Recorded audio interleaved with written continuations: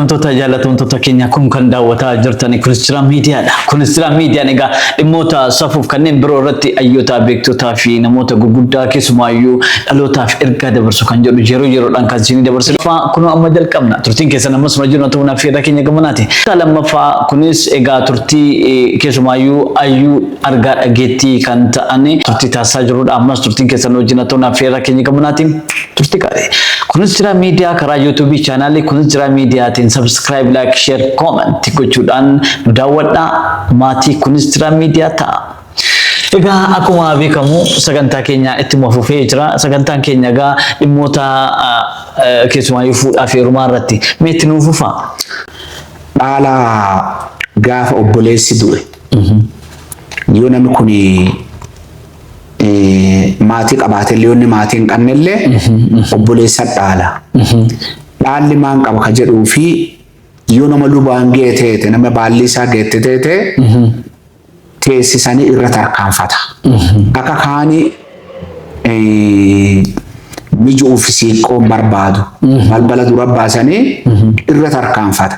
Gaafa nama lubiin geelli ta'e immoo dhaalli buna qalatanii aana afaaniin qassiisan abbaa afaaniin qassiisa nama lubisaan ga'in jechuudha. Dhaalli kunillee akkuma namni kamiiyyuu haadha manaatii fi abbaa manaa waliin jiraatu akkasii waliin jiraatan jechuudha. Gaafa obboleessi du'e obboleessa hangafa dhaala jechuudha. Namni dhibee dhufee dhaalu maatii kana keessa. Namni dhibeen maatii kana keessa dhufee dhaaluu hin danda'u. Obboleessa guddaa dhaala keessattuu ka garaa haadhaa. Haga ka garaa haadhaa jiru garaa haadha dhibii ittiin taru. Isinoo bakka alaafaan heerumtu hin dandeettu. Yoo cufa hammaatte malee yoo cufa hammaatte faa eegi namni naa fuudhee narraa du'e asin ta'u jettee illee didachuullee dandeetti. Yoo didatte ammoo mirga qabdi. Qabeenya fudhattee ilmaani namni sun dhale fudhattee bayisaaf mirga hin qabdu. Ilmaan isaan qabeenya isaan warra kanattuu kunuunsa malee gaafa dhaalu taji jedhaniiti. Ilmi abbaan waraanaan kennini, ilmi hin dhaalamini, harka namaan nyaatu, gurra namaan bulu, bisaan namni dhugeen dhugu, tajii abbaa qaba jedhanii rifeensa mataarraa haadatu, qeenca hin ciratu, tajii abbaa qaba jedhanii namni kun hin duulu, hin adansu, hin daldalu. Kanaafuu tajii abbaa qaba jedhanii gurbaan kun yoo waraana san hin kennin yoo dhaalamini akka nama beektaa waan hantuu keessa jiruutti ilaalama jechuudha. Dirqama dhaalamee warri sun abbaa warraa horatee garuu qabeenya maatii sanii abbaan dhaale sun hin tuqu. Hin tuqu, irraan gurguru, irraan fudhatu, achuma kunuunsa obboleessi isaa jechuudha. Kanaafuu fuuni yoo inni obboleessa maatii illee hin qabne ta'e akkuma nama kamiiyyuu ilmaa irraa dhalee haadha manaa godhatee waliin jiraata. Qabeenya obboleessaa sanillee handhuraa isii godhee yookaan qabeenya isii godhee walii horata jechuudha. Qabeenya isii godhee malee qabeenya isa irraa baasee gurgureen fixu. Marii isiitii alan bahu jechuudha. Qabeenyi suni qabeenya obboleessa isaa waan ta'eef yoonni qabeenya qabaatee fi yoonni ilmaa maatii qabaatee fi yoonni maatiin qabaannellee maatii sanii akka gaariitti keenya turtiin wajjin taasisaa jirtan guddaa isin galateeffannaa. Ammas turtiin keessan wajjin ta'uun immoo affeerraa keenya gamanaati. Akkuma beekamu gaa hayyuu jaallatamaa kabajamaa keessumaayyuu hayyuu argaa dhageettii Abbaa Adoolaa maqaa dhaloota isaanii immoo obbo Gololchaa Goobanaa wajjin turtii taasisaa jirudha. Ammas turtiin keessan wajjin ta'uun affeerraa keenya gamanaati. Aadaa Gujii keessatti yeroo baay'ee kontomaa daarimuun maqaa dhahama. Kontomaa daarimuun bakka maalii qabu? Sirna gadaa keessatti tumaa sirna gadaa keessaa kontomaa daarimuun gahee guddaa qaba. Obboleessa jedhanii. Obboleessa jechuun tumaa gadaa keessatti miila lamaan jechuu kontomaa daarimuu jechuun namni yoo miila lamaan hin qabne dhiphinna qaba jechuudha. Kanaafuu kontomaa daarimuu jechuun yoo kontom hin jirre daarimuu intalan kennan yoo daarimuun hin jirre kontoma intala kennuu hin danda'amu. Yoo kontoma dhabanillee nama daarimuu san kontoma godhan jechuudha. Kanaafuu kontoma daarimuu jechuun tumaa yaa gadaa keessatti gahee guddoo taphata. Asumarraa wal qabatee gadaani waan dhaga'e akka dhageettiitti qabatee seera gaafatumu immoo lafaaf namarratti nafa namarratti lafa namarratti ardaa jilaal akka ardaa jilaatti qabata jechuudha. Asuma keessatti dabalataanii tumaan baalliin Oromoo shanan quba harka namaa kana shanan irratti tuman jechuudha. Quba kana shanan irratti tuman jechuudha. Namni tokko innaa diina ta'ee qaban gaafa harkaan qaban namni sun hin du'u. Maaniif du'a dhaba? Baalli shanan namni harka keessa galeen du'u jechuudha. Gadaan nama ijjeesu. Kanaafuu Oromoon ka duruu bantiin kanneen hubachuu qaba. Nama tokko diina yoo qadda yoo akkasi seene baalli ati harki ilma Oromoo tokko qubi shanan keeti kun quba shanani baalli Oromoo jechuudha. Akkasuma akkuma jaarrotiin kenna jettu kurnii mana saddeeqaa salli yaa'ii Booranaa yookaan salli lakkoofsa ekeraa saddeetii dhala saraa torbaan buusaa waaqaa jaayin jabbii qaradaa shanan quba namaa har'aan mucha saayyaa sadiin sun sumaayyaa lamaan mucha re'oo tokko tokkotti yookaan tokko keessaa qubeellee jedhaniiti keessaa qubi shanan kun gahee gadaa keessatti gahee guddoo taphata. Kanaafuu nami Oromoo ta'ee ilma Oromoo ta'ee eegi quba kana shanan qabaate baalli shanan nafa fisaa keessatti jechuudha. Kanaafuu akka dhaansaatti gooneeti akka ilma Oromootiin nutiin nuuf kana jechuudha. Guddaa guddistee siin galateeffanna. Kun egaa kunis jira miidiyaan egaa istiidiyoo isaatii ala. Ayyuu argaa dhageettii adamsuudhaan kun egaa akkuma amma argaa jirtan egaa waan guddaa irraa barataa jirtu jennetu abdataa jirra. Ayyuu Abba Adoolaa wajjin turtii taasisaa jirudha. Amma sirna gadaa keessatti dhaloonni kun maal beekuu qaba, maal gochuu qaba, maal hubachuu qaba? Dhaloonni kun ilma Oromoo ta'ee sirna miseensa gadaa ta'uu qaba namni kamiyyuu. Ka biyya alaatiif ka biyya keessa jirullee gaafa miseensa gadaa ta'e qofa namni karaa dheeraa Oromtitti bobbaasee galchuu danda'u jechuu danda'e. Gadaati Oromoon buluun diqqaa beeku, guddaa beeku, miseensa fi beeku jechuudha. Gaafa miseensa fi beekee namni miseensaan ka koraba gaaddisa bayee dubbatu. Miseensa sanirraan gaafa beeke maali cabbiseetuma an guddaa an diqqaa maali jedheeti gaafa gaaddisa koraa keessa ta'ee wal bulchuu hin danda'u. Wal qixxummaa hin beeku. Wal qixxummaan kan irraa dhalattu miseensa gadaa kanaan wal qabata jechuudha. Gaafa sanii mucaa beekullee dubbii tana na guddisa yookaan na offolcha yookaan na mucuceessa jedhe gurbaa beekullee abbaa gadaarraa yookaan hayyoota gugurdoorraa yaada bal'isee fudhata jechuudha. Kanaafuu sirna gadaa keessatti namummaan deemu kun walii ilmee ta'a, walii abbaa ta'a, walii walaannaa ta'a, walii qadadduu ta'a jechuudha. Mee maal jechuudha? Walaannaa jechuun baalli shanan Oromoo keessa walaannaaf qadaddu jechuun nama cufa qaba jechuudha. Walaannaaf qadaddu maaliif jennaan nami baalli nama tokko kennu walaanna nami ati itti kennitu sun walaanna nam sirraa fuudhullee walaanna shanan keessa akka shanan kanaatti nam kun kasirraa yookaan ka atirraa fuutu kun walaannaa keeti. Kasirraa baalli fuudhu kullee walaannaa keeti. Kanama kanarraa baalli fuudhu qadadduu keeti. Kanama kanarraa baalli kaakuu irraa fuudhullee qadadduu keeti jechuudha. Qadadduu jechuun nama walaannaa jechuun nama atiin yookaan waliin mormitu jechuudha. Waliin mormaa qabda. Qadadduu jechuun ammoo nama ati dubbii ati waliin mormite san walii si galchu jechuudha. Sirna gadaa keessatti. Qadadduu fi walaannaan kun lafa hin jirretti walaannaan lamaan callaa wal dhaba jechuudha. Dubbii isaanii yeroo hedduu falamaa waan ta'eef.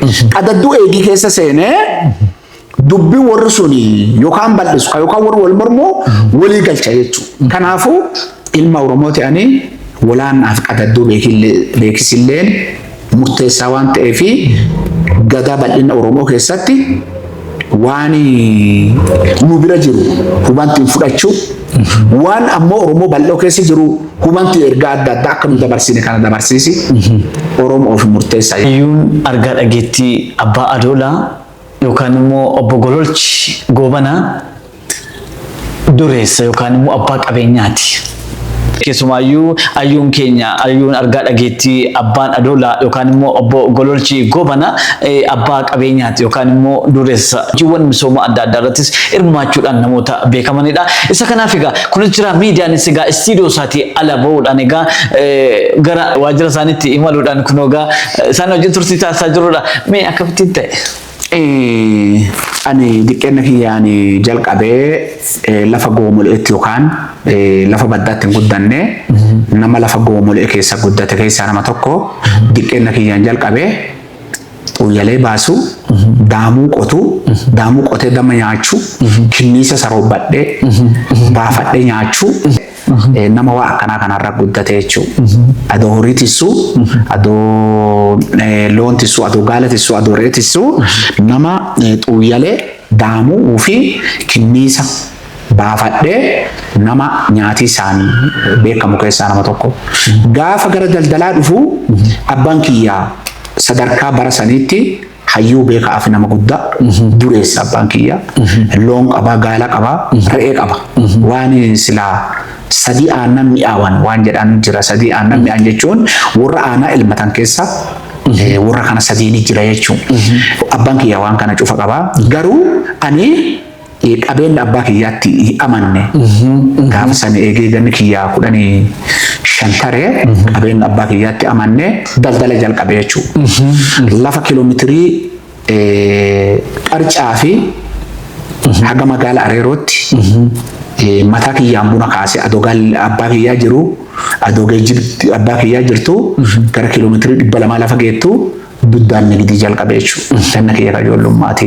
Gaafa sani wanni na dura deema jireenya kiyya keessatti daldala malee loon tisiisaa muti abbaan kiyya kumsiin jedhe dureessa loon qabaa dureessa qarshiitii muti dureessa looniif gaala re'eeti itti amanne ani jireenya kiyya diqqeennummaan jalqabe akkan ta'e qarshii horadheeti lafa magaalaatti hiiqa. Mul'ata duruu mul'ata qaba.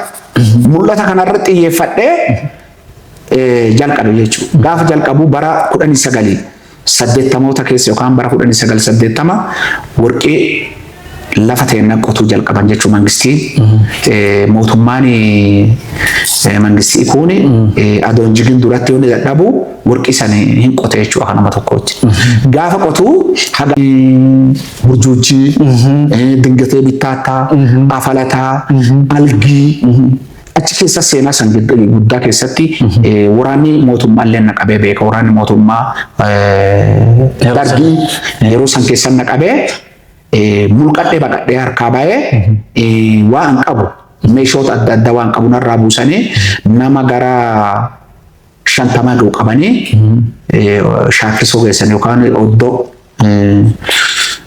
shaakkisoo geessan gara godina Gujii baa kana geessanii nami gara 50 fi 60 ga'u keessa anaa fi mucaan qaallichi abbaa muddaadhaan baqannee baana jechuu gaafsan harkaan qabanii jechuu ijoollee diqqaa nama ganna 15 jaatee harkaa baay'ee jechuu achumaan jalqabee warquma san daldala jalqabee jechuu gaafa warqii kana daldala warqii kana dhahaba kana fuudhaa an daldalu loon tisitaa gara tokkoon deentuu jedhanii warri kennalleen gudduma na dhoggisaa yaalan abbaa kiyya jala seenee waan qabutti fidee itti dhiyeesse abbaan kiyya illee na eebbisee jechuun bara san keessatti maanii fi qabeenya waan horadhe keessa fidee akka amma namni qabeenya keessaa fideetii adda addeef kennu kana ammoo angaafsan abbaa kiyyaa kenna jechuudha. Qabeenya san keessa mata birri 100 yoo tirfu birri 10 fidee abbaa kiyyaa kenna jechuudha. Mata eebba fudhatu. Eebba fudhadha jechuudha. Yeroo hedduu eebbi na irraan taru.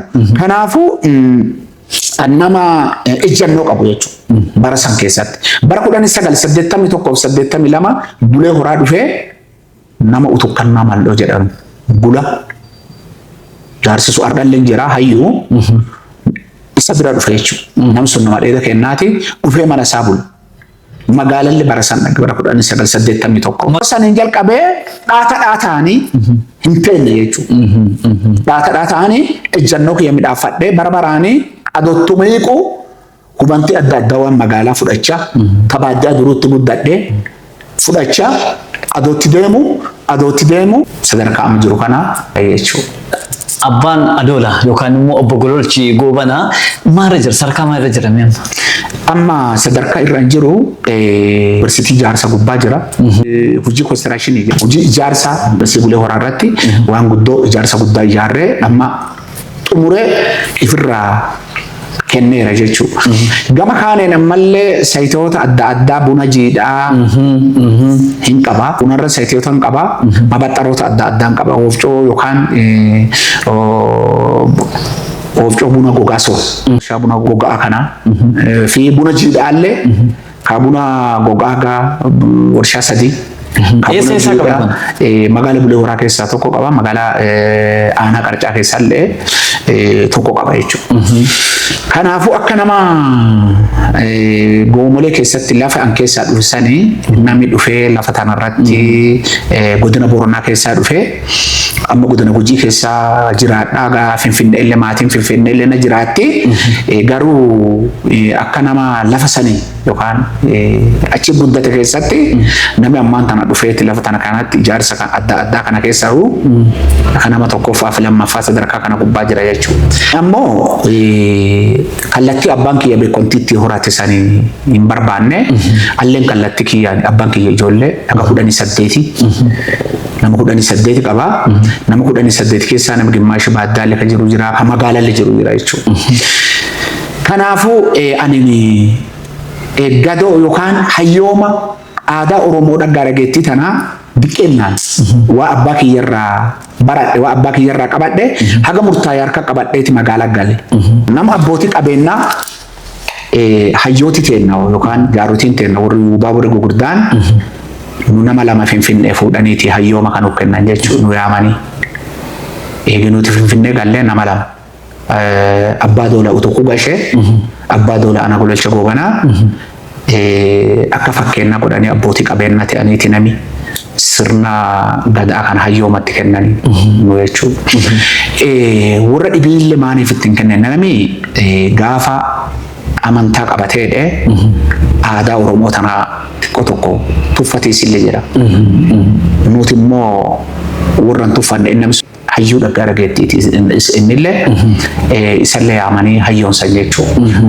Daldaltoota yookaan daldaltoota ta'an keessa hayyoota nami jedhaniiti nama daldalee sadarkaa kenna kana jiru hayyoota jedhanii nami haga ammaatti hayyoomatti kennanii nu dura hayyuun hin jirti garuu daldalaa keessa nami amma hayyooma argateeti hayyoomaan gama kaanii hayyoomaa tajaajila gama kaanii daldalaa fi tajaajilisa jirra jechuudha. Waaw baay'ee namatti toludha. Mee sarkaan isin dhuftan sarkaa guddaadha.